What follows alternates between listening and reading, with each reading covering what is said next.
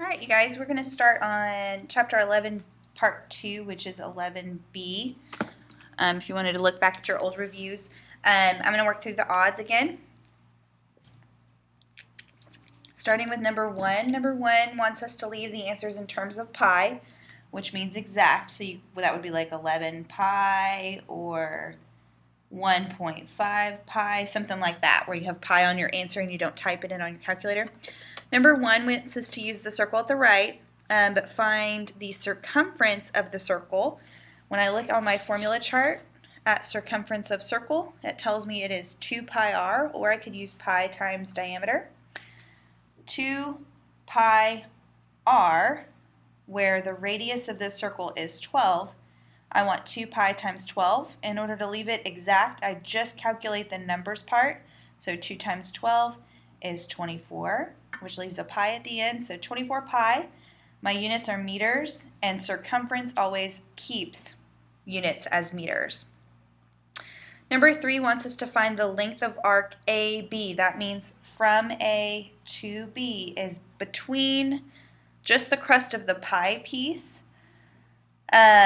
which would be arc length. So when I look at the arc length formula, it's the measure of the arc over 360 times 2 pi r, which is your circumference. So measure of the arc is 30 degrees over 360 times 2 pi r, which we just calculated to be 24 pi. To keep it exact, I'm only calculating the numbers part of this. So on my calculator, I'm going to do 30 divided by 360 times 24, which comes out to 2. Still have pi on the end because I haven't calculated that. And my units for arc length is still regular meters. Number 5, a 16-inch pizza is cut into 8 equal sectors. A 16-inch pizza, you guys, talks about the diameter of the pizza. If the diameter of the pizza is 16, the radius would be half of that, which is 8. So I'm cutting it into 8 equal sectors.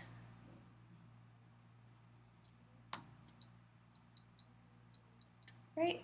1, 2, 3, 4. Yeah, okay. Hello. So 8 equal sectors, and I want to find the area of one piece. Area of one piece. Well, the one piece is a sector, so I want to calculate area of a sector. This formula is the arc over 360 times pi r squared. So the measure of the arc I haven't found, so we want the measure of AB over 360 times pi r squared. We're going to have to hunt for that measure of the arc. If the total degrees in a circle is 360, and I'm splitting that evenly into 1, 2, 3, 4, 5, 6, 7, 8 pieces, 360 divided by 8 meets each angle 45 degrees. So for one piece of the pie, I want 45 degrees over 360 times pi r squared. We just calculated the radius to be 8.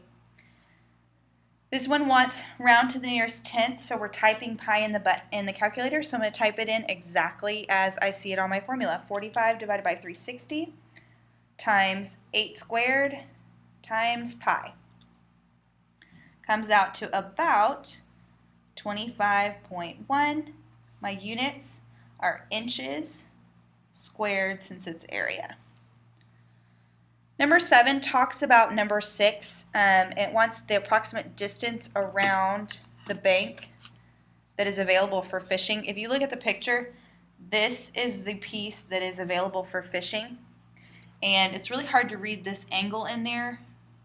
So I'm going to retrace it. That's a 170 degree angle. I want to calculate what is the distance around the bank. So that's length. Arc length formula is the measure of the arc over 360 times 2 pi r. They've given us that the radius is 9 yards, and I just want the total approximate distance. So we would have the measure of that arc is 170, so 170 over 360 times 2 pi times 9. If we left this exact, that would be 170 over 360 times 2 times 9 on the calculator, which leaves 8.5 pi. Or if you went ahead and multiplied by pi in the calculator, it would be 26.7 units or yards, since we have just length. This one didn't specify which one they wanted their answer in, so that's fine either way. Since the test is multiple choice, you just want to look at which multiple choice units they do, if they have pi in their answer or not. All right, area of a regular hexagon with a radius of 6. Remember, radius goes from the center to the vertex, so that radius is going to be 6. The line down the middle is the apothem. And since we want area of a regular hexagon, area of a regular polygon, no matter what shape it is always area equals little a p divided by 2. Okay, the little a stands for the length of the apothem, p stands for the perimeter, and I don't have either of those pieces. So let's find a first. With the fact that this is a regular hexagon, I can't go anywhere until we find the central angle. And if you look on your formula chart, central angle is 360 divided by twice the number of sides. So this angle right here is calculated by 360 divided by 2 times 6. Since we have 6 sides, 360 divided by 12 comes out to 30 degrees. Since that angle is 30 degrees, we can use special rights here with 30, 60, 90. So I'm going to label my special numbers. Across from the 30 is 1, across from the 60 is radical 3, and across from the 90 is 2. I write it underneath so I can divide to get in. So 6 divided by 2 is 3, and multiply to get out. So A would be 3 times radical 3, which is 3 radical 3. 3 times 1 makes this side 3. So my apothem is 3 radical 3, and I need to find the perimeter. Well, if this half side is 3, the whole side is going to be double that, which is 6. And to find the perimeter, I want 6 sides of 6 length. So 6 times 6 gives me a perimeter of 36. So I'm going to plug 36 into my formula and simplify. This one says leave exact, so the only parts I'm calculating are 3 times 36 divided by 2. 3 times 36 divided by 2 comes out to 54. We still have that radical 3 on the end. And since our area is what we found and our units were meters, this is going to be meters squared. Number 11, if a bus arrives at the station every 45 minutes and stays for 6, what's the probability you will be at the bus station when the bus is there? The bus is there for 6 minutes, so probability means what you want over the total. The time I want is when the bus is there. The bus is there for 6 minutes. The total is every 45 minutes. So 6 over 45. If you wanted to reduce this and leave your answer as a fraction, you guys, remember how to do that on the calculator? You do 6 divided by 45 and then hit math, enter, and it'll turn it into the reduced fraction for you. This reduced fraction is 2/15. So that would be the fraction answer. If I wanted to get the decimal percentage, I would take this decimal and move it over twice, which would put it at 13.3 repeating percent. Both are acceptable. Be able to get both answers just in case the multiple choice only has fractions or only has percents. Number 13, the probability of the shaded region. Okay, so probability is still the want over the total. And in this case, more specifically, I want the shaded area over the total. Okay, to find the shaded area, I need to take the big shape and scoop out the little shape. So I want the area of the big rectangle, and I want to subtract out the area of the little, and I want to put it over the area of the total, which is just the big rectangle. So we need to find each individual area. Area of the big is a rectangular shape, that's length times width, Oops, y'all can't see that. The length is 15, the width is 6, so the area of the big rectangle is 15 times 6, which comes out to 90. Now we need to find the area of the little. The dimensions are 9 and 3, but it's still length times width.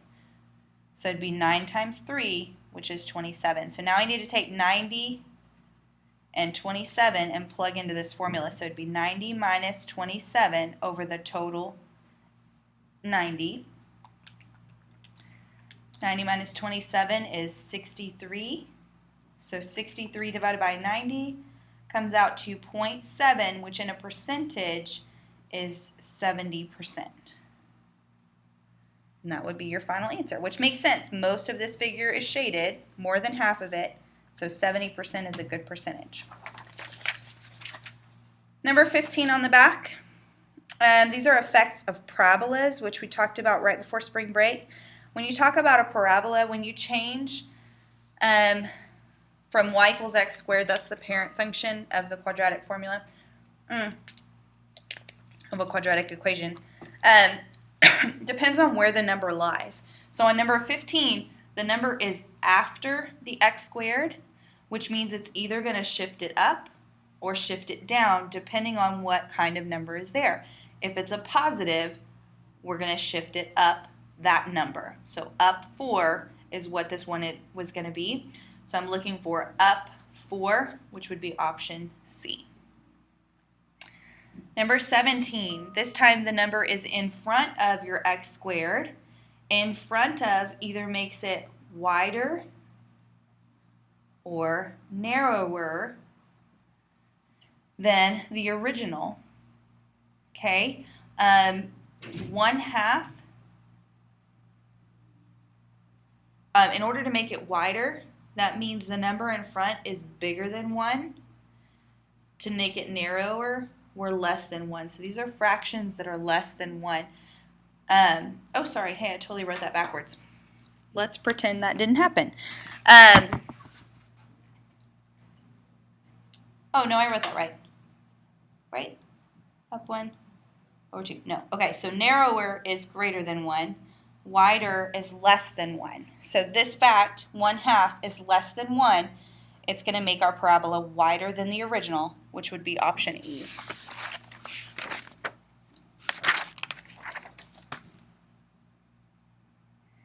We did not learn or talk about any transitions that would transition your function left or right.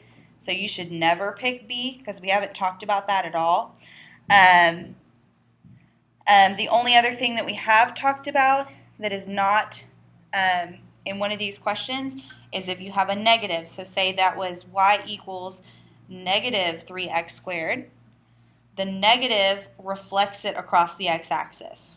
So it makes it down. So that would make it a downward U. Whereas if it was y equals 3x squared, that's positive. That makes it just the regular U. Okay, so this flips it with the negative sign. The number would either make it narrower or wider, which in this case makes it narrower, and the number at the end would either move it up or down. Okay?